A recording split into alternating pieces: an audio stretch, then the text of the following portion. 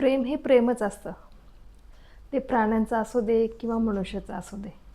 प्रेमाची व्याख्या ही सगळ्यांना सेम असते.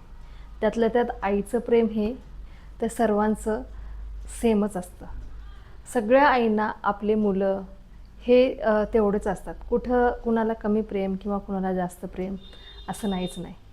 आणि जे उदाहरण मी आज तुम्हाला देणार आहे किंवा जे माझा नवीन अनुभव मी तुमच्यासोबत शेअर करणार आहे, तो मात्र खूप अनोखा आणि वेगळा आहे. तर चला, माझा आजचा नवीन अनुभव आणि त्यातनं आलेले काही विचार, त्यातनं आलेले काही शिकवण ही मी तुमच्यासोबत आज शेअर करते. तर चला, आपल्या व्हिडिओला चालू करूया. तुमच्यातलीच, तुमच्यासारखी, तुमची मैत्रीण मी रंजना या माझ्या चॅनलमध्ये तुम्हा सर्वांचं मनापासून खूप खूप स्वागत करते. स्वतःची काळजी घ्या आणि आपल्या कुटुंबाची काळजी घ्या. ज्यावेळेस आपण सुखी राहू ना, त्यावेळेस आपण आपल्या कुटुंबाला आनंदात ठेवू शकतो. त्यामुळे स्वतःची काळजी घ्या, आपल्या कुटुंबाची काळजी घ्या. तर चला, आजचा नवीन विचार, नवीन अनुभव मी तुमच्यासोबत शेअर करणार आहे, जो आहे प्रेमाबद्दल. प्रेम कसं असतं, काय हे थोडंसं मला आज ते दृश्य बघून थोडंसं जाणवलं. आणि मग म्हणजे अनुभव थोडा वेगळा वाटला, छान वाटला, म्हणून असं वाटलं तुमच्यासोबत शेअर करावं. तर मी माझ्या नवीन अनुभवाला चालू करते. तर माझ्या इथं एक छोटीशी मांजर आहे. छोटीशी म्हणण्यापेक्षा एक छोटंसं पिल्लू होतं, ते आता मोठं झालेलं आहे. आणि त्याच्याबद्दलच मी हे जे माझा नवीन अनुभव आलेला आहे ना, तुम्हाला सांगणार आहे. त्याच्या अगोदर मी तुम्हाला अजून एक सांगू इच्छिते की असाच एक व्हिडिओ म्हणजे प्राण्याला बघूनच काय अनुभव आलेला आणि प्राणीसुद्धा आपल्या मुलांना कम्फर्ट झोनमधून कसे बाहेर काढतात, हा अनुभव मी त्या व्हिडिओमध्ये शेअर केलेला आहे. व्हिडिओ खरंच खूप छान आहे.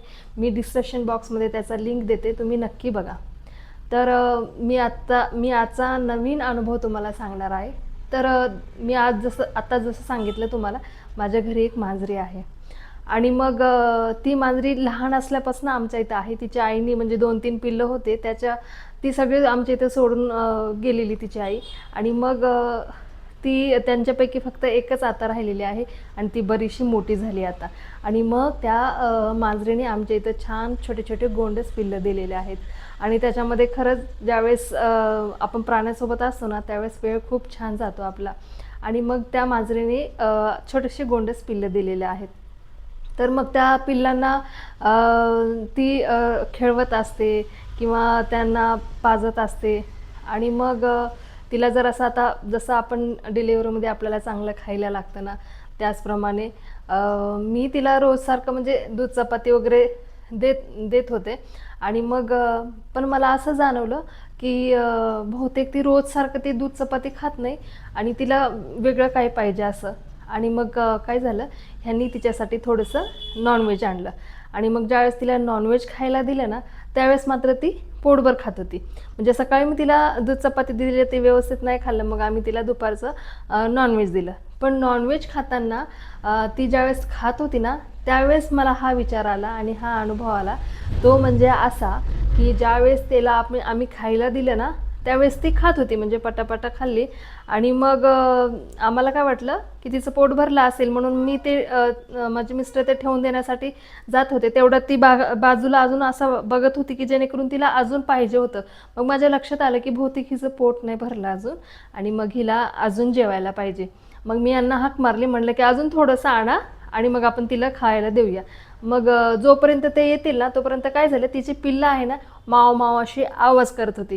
आणि मग पटकन जसं आपण बाळ रडल्यानंतर आपण आपल्या बाळाकडे जातो ना, त्याचप्रमाणे ज्यावेळेस ती पिल्लं आवाज द्यायला लागली ना, त्यावेळेस ती पटकन त्यांच्याजवळ गेली. आणि त्यांच्याजवळ बसल्याबरोबर बहुतेक मग त्या पिल्लांना सुद्धा भूक लागली होती. मग ते पिल्लं जे आहे ना, ते दूध पिण्यासाठी चालू केलं. आणि मग तेवढ्यात हे सुद्धा घेऊन आले नॉनव्हेज की तिला देऊया म्हणून. पण ती तिथं बसली आता पिल्लांना पाजत.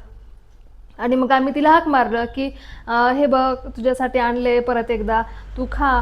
आणि मग ती फक्त टुकटुक बघायला लागली अशी लांबून. मग ह्यांनी काय केलं की तिला नॉनव्हेज आवडतं, मग मी थोडंसं तिच्या जवळ घेऊन जातो आणि मग ती लगेच धावत येईल म्हणून मग ती अगदी तिच्या तोंडाजवळ सुद्धा नेलं बरं का. पण ती काय तिथं उठायला तयार नव्हती. ती फक्त तिथं बसून बघत होती.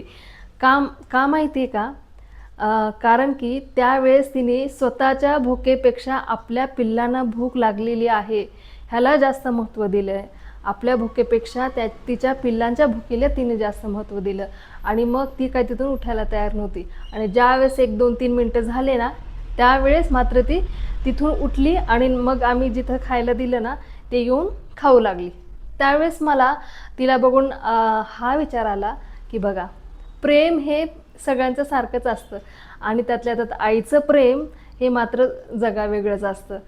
ते प्राणी असो का मनुष्य असो, सगळ्यांचं प्रेम सेमच असतं. जसं आपण आपल्या मुलांना त्यांच्या पोट भरण्यासाठी किंवा त्यांच्या आवडीनिवडी जपत असतो, त्यांची काळजी घेत असतो, पण आपण तर माणूस आहो ना. पण बघा ना, प्राण्यांची प्रेमसुद्धा किती आपल्यासारखंच असतं. म्हणजे आई ही आईच असते. मला त्यावेळेस बघून खरंच अक्षरशः म्हणजे असं वाटलं की म्हणजे बघा ना, की तिला भूक लागलेली असताना सुद्धा तिने जोपर्यंत तिच्या पिल्लांचं पोट भरणार नाही ना तोपर्यंत ती तिथून उठलीच नाही. आणि ज्यावेळेस त्यांचं पोट भरलं त्यावेळेस मात्र मग ती आपल्या पोटाचं बघण्यासाठी आली.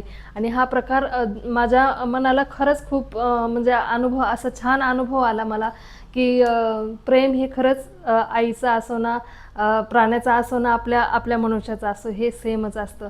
हे बघून मला असे वेगळे विचार आले आणि तिचा अजून इतकं जास्त लाड येत होता की खरंच किती पिल्लांचीही आपल्या काळजी घेऊन त्यांना लाड करत असते हे. आणि मग हा अनुभव मी तुमच्यासोबत शेअर करावा म्हणून मला असं वाटलं की चला ह्या व्हिडिओ हे जे नवीन अनुभव आलेला आहे ते आपण आपल्या मैत्रिणीसोबत शेअर करूया. त्यांना आपण हा नवीन माझा अनुभव सांगूया. त्याचबरोबर जे आपल्या आईचं प्रेम असतं ना ते सुद्धा आपण त्यांना ऐकूया. म्हणून मी हा माझा छोटासा जो छानसा अनुभव आहे हे मी तुमच्यासोबत शेअर केलेला आहे. तर हा अनुभव तुम्हाला कसा वाटला, काय वाटला, किंवा तुमच्या बघण्यामध्ये असे काही उदाहरण आलेले आहेत का की प्राणीसुद्धा आपल्यासारखेच कसे वागतात किंवा त्यांच्यातनं काही तुम्हाला शिकायला मिळालेलं आहे का, हे मला नक्की सांगा. त्याचबरोबर माझे व्हिडिओ आत्तापर्यंत जे व्हिडिओ आहे ते कसे वाटत आहेत तुम्हाला, काय वाटतं त्याबद्दल तुम्हाला काय वाटतं काय हे माझ्या कमेंट बॉक्समध्ये मला नक्की सांगा. त्याचबरोबर कोणी जर नवीन आलेला असणार ना तर माझ्या चॅनलला लाईक, शेअर, सबस्क्राईब करायला विसरू नका. हा जो माझा नवीन अनुभवाचा जो व्हिडिओ आहे तो तुम्हाला कसा वाटला हा मला नक्की सांगा. त्याचबरोबर माझ्या चॅनलला लाईक, शेअर, सबस्क्राईब करायला विसरू नका. धन्यवाद.